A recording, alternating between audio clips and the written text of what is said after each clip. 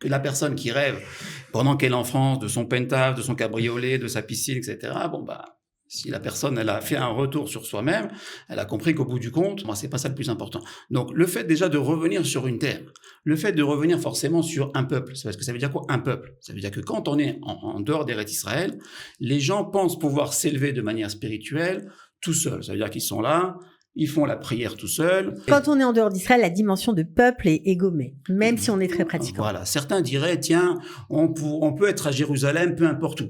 L'essentiel, Jérusalem est dans le cœur. Non, Jérusalem, c'est déjà avant Jérusalem d'en haut, comme on a parlé, c'est déjà une Jérusalem physique. Alors, pendant 2000 ans, on était contraints, on pouvait pas. Une fois qu'on revient vers sa terre, vers son peuple, déjà, on arrive déjà à une dimension collective.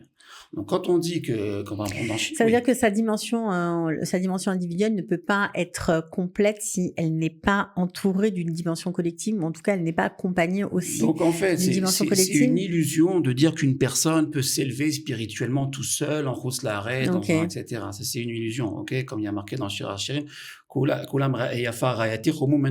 ça veut dire quoi? C'est tout le monde. C'est-à-dire que si vous êtes un klal ensemble, vous n'avez pas de défaut. Mais si maintenant, toi, tu es un particulier, là, on peut aller te chercher des défauts. Donc là, c'est pas essayer de te monter tout seul, ça marche pas. Ok, ça a marché, peut-être pas, on sait pas que ça a marché. Pendant 2000 ans, on n'avait pas le choix. Mais aujourd'hui, on a le choix. Donc bon, il faut faire son choix, l'Echlecha.